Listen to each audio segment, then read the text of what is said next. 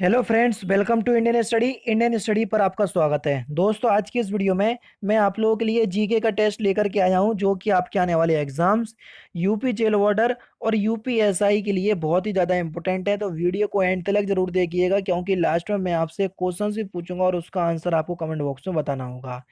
साथ ही साथ इस वीडियो की पीडीएफ डिस्क्रिप्शन में टेलीग्राम चैनल का लिंक दिया हुआ है, वहां से आप प्राप्त कर सकते हैं। तो चलिए स्टार्ट करते हैं और देखते हैं पहला क्वेश्चन दोस्तों आपके सामने के निम्नलिखित में से किस हड़प्पा स्थल स्थल में बंदरगाह था।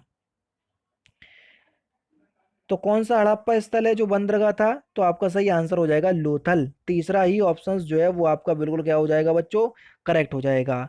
नेक्स्ट क्वेश्चन, किस सम्राट ने अपनी राजधानी दिल्ली से दौलताबाद के लिए स्थानांतरित की? कौन सा सम्राट था वो? तो वह था आपका बेचारा मोहम्मद बिन तुगलक। बेचारा इसलिए बोल रहा है क्योंकि इस बेचारे ने बहुत अच्छे अच्छे काम करना चाहे, लेकिन जो भी काम करता था बेचारा उसमें असफल हो जाता था, इसलिए मैं इसको बेचारा बोल रहा हूँ। वर्ष 1498 में किस पुर्तगाली अन्वेषक ने यूरोप में भारत के लिए एक समुद्री मार्ग की खोज की थी? तो कौन आया था 1498 पे कालीकट तट पर? तो आपका सही आंसर क्या हो जाएगा? Vasco D gamma. पहला ही ऑप्शन करेक्ट है। किसने गोरिल्ला युद्ध के तरीकों की शुरुआत की थी? गोरिल्ला नीति को किसने अपनाया था, जिसको हम छापेमार नीति भी कहते हैं? तो इसको शिवाजी ने अपनाया था, छुप छुप के वार करते थे। तीसरा ऑप्शन आपका बिल्कुल करेक्ट है। साबरमती आश्रम किसने बनाया था? तो साबरमती आश्रम किसने बनवाया था? तो आपका सही आंसर है महात्मा गांधी। चौथा ऑप्शन आपका बिल्कुल करेक्ट हो जाएगा। संविधान सभा के पहले स्थायी अस्थायी अध्यक्ष कौन थे? तो देखो, अस्थायी अध्यक्ष की बात करें तो डॉक्टर सच्चिदानंद सिन्हा। अगर इसमें से आवड़ हटा दें और स्थायी अध्यक्ष की बात करें तो स्थायी अध्यक्ष कौन बन गए थे? डॉक्टर राजेंद्र प्रसाद। तो दोनों ही क्वेश्चन आपसे पूछे जाते हैं। निम्नलिखित में से किस अनुसूची में असम, मेघालय, त्रिपुरा और मिजोरम के चार पूर्वोत्तर राज्यों में जनजातीय क्षेत्रों के प्रशासन का विशेष प्रावधान है? बहुत इंपॉर्टेंट क्वेश्चन है, क्योंकि अभी असम में बाढ़ आई हुई है, तो असम सुर्खियों में बना हुआ था।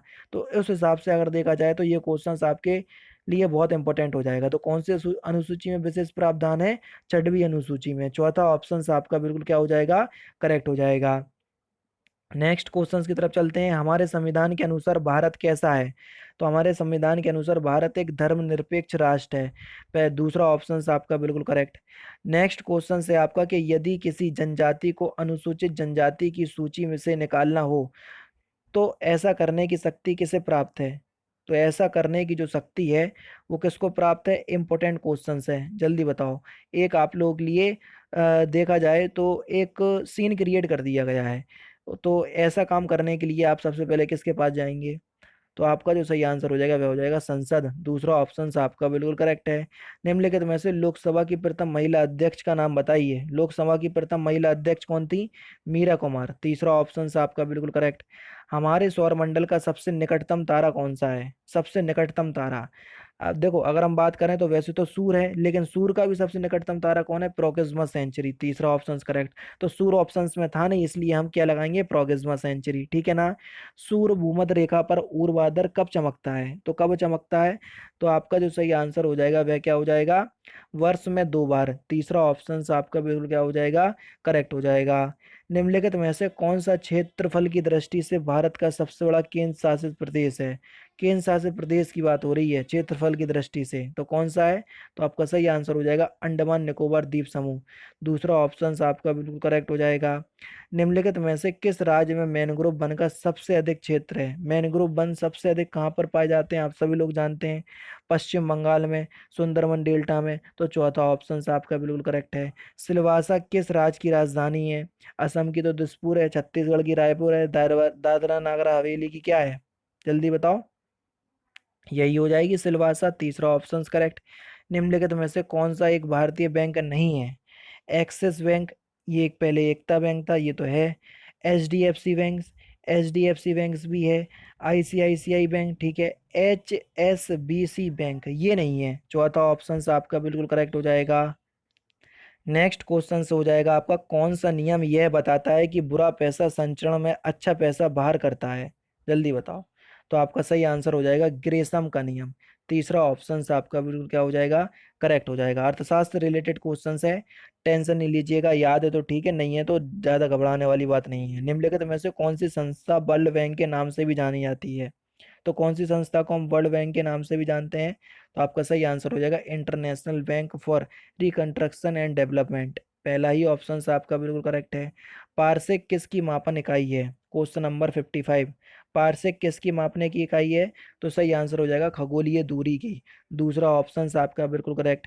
पानी का घनत्व सर्वाधिक होता है किस सेल्सियस पर? आप सभी लोग जानते हैं कि पानी का घनत्व सबसे ज्यादा 4 डिग्री सेल्सियस पर होता है। तीसरा ऑप्शन आपका बिल्कुल करेक्ट हो जाएगा।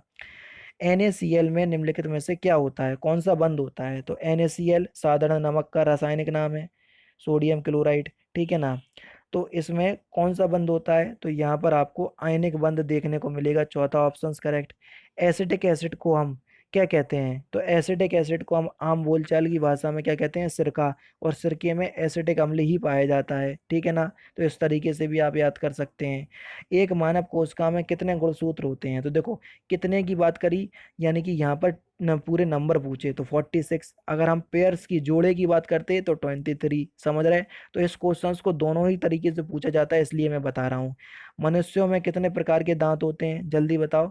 तो 4 प्रकार के दांत होते हैं। रदनक हो गया, कृतघ्न हो गया, ठीक है, अग्र चवलनक हो गए, चवलनक हो गए। इस प्रकार से 4 प्रकार के दांत होते हैं, ठीक है ना। नेक्स्ट क्वेश्चंस की तरफ चलें। बेरी बेरी रोग निम्नलिखित में से किस विटामिन की कमी के कारण होता है? तो बेरी बेरी रोग जो है वो किस विटामिन की कमी के कारण होता है? तो आपका सही आंसर हो जाएगा विटामिन B1। दूसरा ऑप्शन करेक्ट है। ट्रांसफॉर्मर इनमें से एक को छोड़कर बाकी सभी कार्य कर सकता है। प्रत्यावर्ती वोल्टेज को बढ़ा सकता है, कर सकता है। प्रत्यावर्ती वोल्टेज को प्रत्यावर्ती धारा को बढ़ा सकता है। प्रत्यावर्ती वोल्टेज को कम कर सकता है, बिल्कुल ठीक है। प्रत्यावर्ती ऊर्जा को बढ़ा सकता है, ऊर्जा को नहीं बढ़ा सकता। तीसरा ऑप्शन आपका बिल्कुल करेक्ट है, ये काम ट्रांसफार्मर नहीं कर सकता। नेक्स्ट क्वेश्चन आपके सामने निम्नलिखित में से 1 किलोबाइट के तुल्य बताइए। 1 किलोबाइट यानी कि 1 KB किसके बराबर में होती है?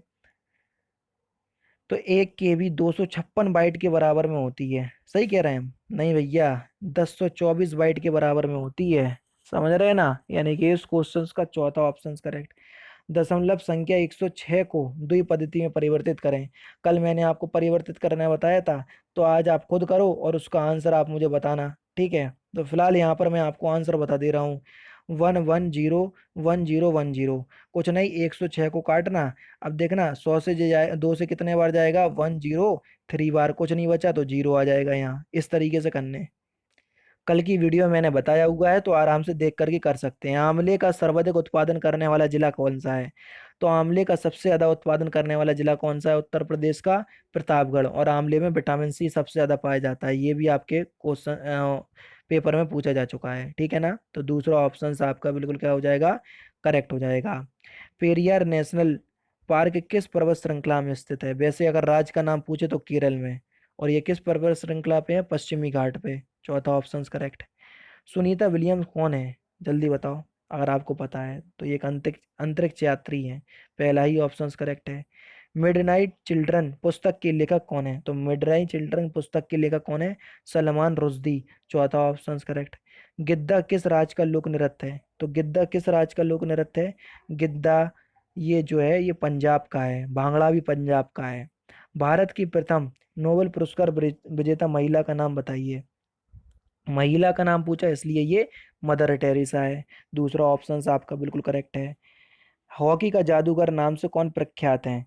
हॉकी के जादूगर हम किसको कहते हैं? मेजर ध्यानचंद्र को कहते हैं, जिनका जन्मदिन 29 अगस्त को होता है और इसी दिन हम खेल दिवस के रूप में मनाते हैं। इसलिए मैंने आपको इनके जन्मदिन के बारे में बताना जरूरी समझा।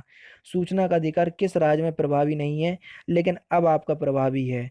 जम्मू कश्मीर में। कब आया था ये? 2005 में आया था, ठीक है ना। लेकिन अब जो है ये जम्मू कश्मीर में ही प्रभावी हो जाएगा। क्यों? क्योंकि जम्मू कश्मीर एक यूटी बन चुका है, इसलिए। तो अब ये क्वेश्चन हो सकता है कि इस प्रकार से बने कि सूचना का अधिकार पहले जिस राज्य में प्रभावी नहीं था, अब उस राज्य में प्रभावी है। उस राज्य का नाम बताइए। तो वो जम्मू कश्मीर। सुरक्षा परिषद के में कितने स्थायी सदस्य हैं? तो आप सभी लोग जानते हैं कि सुरक्षा परिषद में कितने स्थायी सदस्य हैं। आपका सही आंसर हो जाएगा 5। कौन कौन से हैं कमेंट बॉक्स में बताइएगा इस क्वेश्चन का आंसर, ठीक है। तो ये जो है आप लोगों का लास्ट क्वेश्चन था, और मैंने इस क्वेश्चन का आंसर ही बता दिया कि सुरक्षा परिषद में 5 स्थायी सदस्य हैं। अब वो स्थायी सदस्य स्थायी देशों के नाम कौन कौन से हैं वो आप मुझे कमेंट बॉक्स में बताएंगे।